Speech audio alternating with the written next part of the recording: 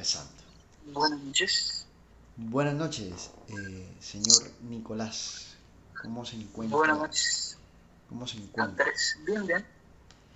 Bueno, bueno, ya nosotros nos conocemos, sin embargo, voy a hacer una presentación formal para el tema de la actividad que le comenté. Bueno, el señor Nicolás es egresado de la Universidad de los Andes, psicólogo.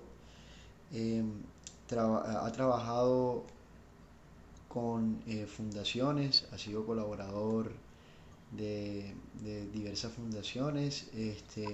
Actualmente es tesorero de la Fundación Defiéndete Mujer en la ciudad de Cartagena. También ha hecho parte de la Junta de Acción Comunal del barrio Boston, de ASO Boston, que es la asociación de vecinos del barrio.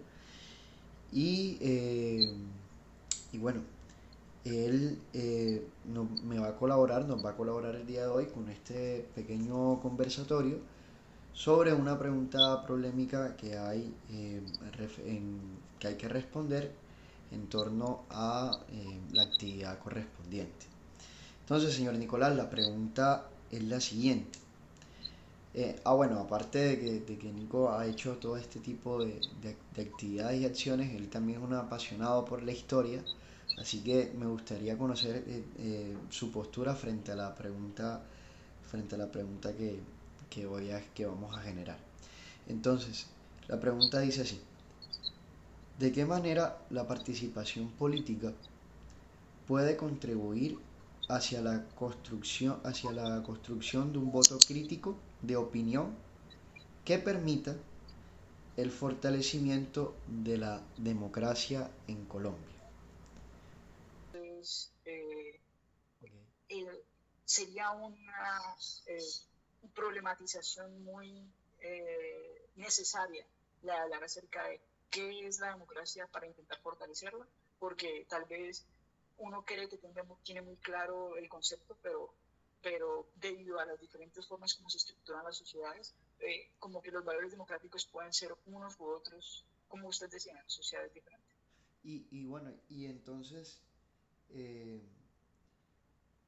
volviendo al tema de la pregunta, ¿de qué manera entonces podríamos fortalecer nosotros la democracia eh, a través de la participación política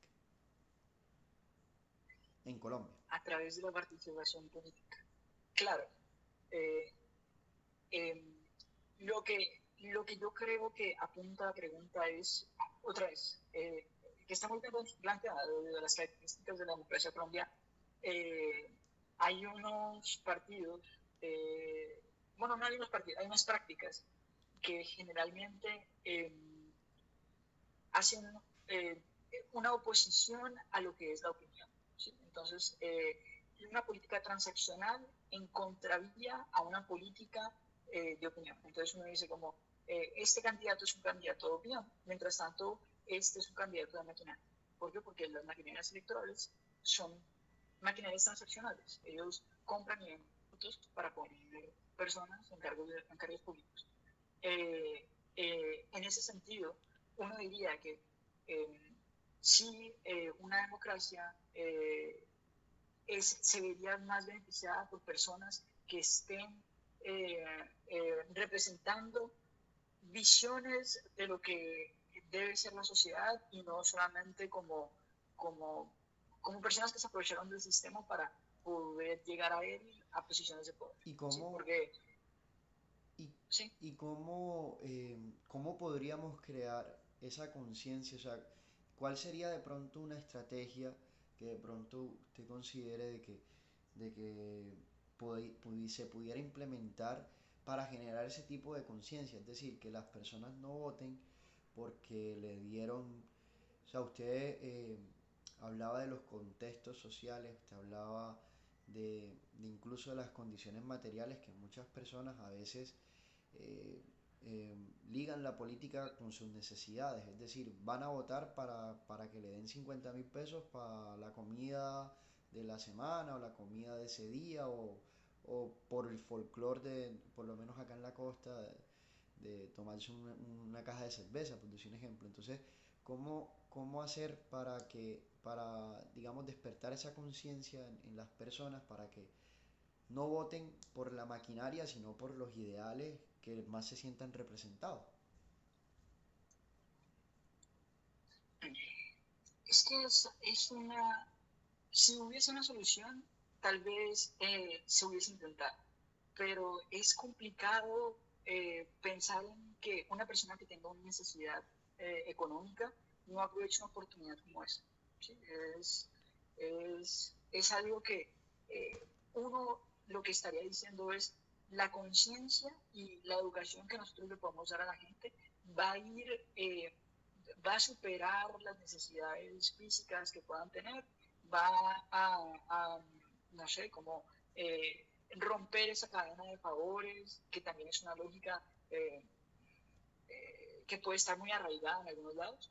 Y claro, como que incluso culturalmente puede que, sí, como que hayan prácticas muy, muy Arraigadas. arraigadas. Sí. Recordaba yo un artículo en la revista La Silla Vacía, en donde hablaban de la utilización de símbolos por parte de eh, partidos políticos para poder llevar y traer votantes en épocas electorales. Y yo decía, bueno, eso es una práctica que tiene una organización bastante alta. No hay, eh, tendríamos nosotros que organizar contramedidas también bastante organizadas para controlar ese tipo de prácticas. Claro. Eh, y, y, pues Yo, eh, yo y creí, lo difícil es que las leyes siempre están detrás, siempre están atrás de lo que pasa. claro. Entonces, eh, pueden innovar en la compra de votos, mientras tanto las leyes van a ser las mismas de aquí a que se ponga de acuerdo el Senado. Claro, claro. Yo diría que una táctica que incluso se utilizó en campañas en gobiernos anteriores, creo que para este era que le decían a la gente, usted tome lo que le necesite y vote por el que realmente crea. Este, obviamente no digamos que acabó con eso, pero yo en mi percepción yo creo que realmente mucha gente le hizo caso a ese tipo de mensajes, como de, bueno, cógele los 50.000 y vota por tanto así que muchas de las maquinarias tuvieron que cambiar ese tipo de acercamientos o ese tipo de prácticas porque se estaban dando cuenta de que realmente la gente cogía el billete y votaba por el que se le diera la gana o votaba por el contrario. Así pasó aquí en Cartagena con una elección de un alcalde. Soltaron el billete y votaron por el otro alcalde que... O lo contrario, no lo Sí. soltaron por ese temor y votaron, y hicieron algo que se llama como el voto castigo. Yo no sé si de pronto apelar más al lado popular sería también un lenguaje. Pues entiendo que puede haber sido digamos, un efecto deseable, pero lo complicado de eso es que uno estaría, digamos, como llevando esta idea de la participación política crítica a una, digamos, Algo como simple. una visión paliativa, como Ok, no una respuesta estructural, sino una cuestión de, ante este problema muy puntual, hacemos esto y puede que tengamos un éxito o puede claro, que no. claro. Cuando yo creo que debería, tal vez de manera estructural, si se quiere, eh, no sé, como ahondar un poco más en esas prácticas, en esas prácticas arraigadas y desarraigarlas, tal vez a través de, claro, la respuesta liberal sería la educación, pero, eh, pero digamos, esa conciencia crítica se podrá eh, eh,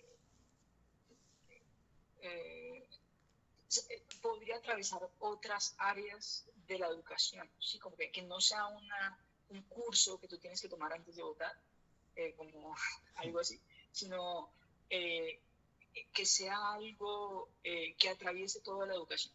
¿Sí? Claro, Y yo diría, desde las escuelas. si uno aprende acerca de historia y uno dice como hubo movimientos guerrilleros que pelearon por representación política, como pudieron haber sido los guerrilleros liberales.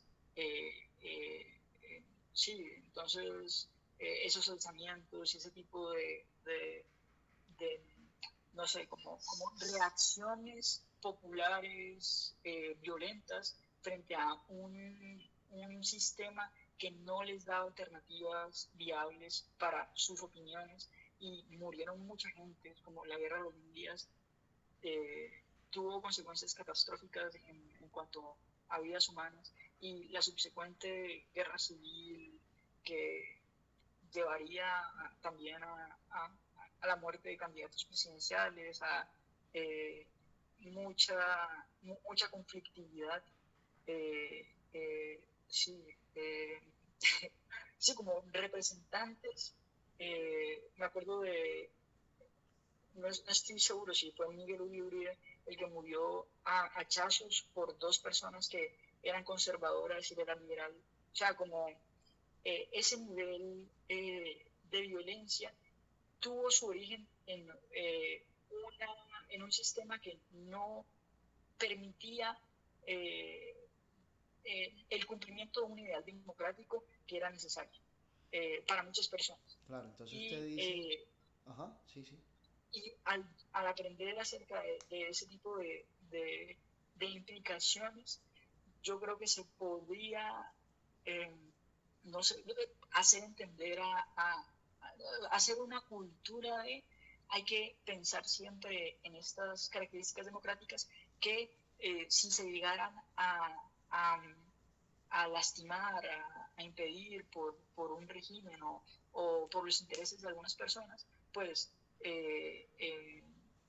las consecuencias que eso tendría serían catastróficas. Entonces tendríamos que votar para ejercer nuestros derechos de ciudadano ok, en favor de que ese tipo de circunstancias nunca se den y no repetirlas. ok, Pero claro, eso sería como mi opinión de lo que podría ser una, eh, una una solución, formación de un voto crítico, de una opinión, que no solamente sea como como el aprendizaje, como el reafirmamiento de mis convicciones políticas, sino también de las implicaciones históricas que podría tener, eh, sí, como, el, eh, bueno, históricas no, como las consecuencias que podría tener eh, eh, un, el no tener un voto un crítico de giro opinión. antidemocrático. Eso, Sí, ok. Ok, perfecto, señor Nicolás. Bueno, muchas gracias, de verdad fue una charla amena y muy enriquecedora. Entonces, bueno, gracias por permitirnos conocer su opinión y no, bueno, eso es todo. bueno, que tengan muy buena tarde. Igual.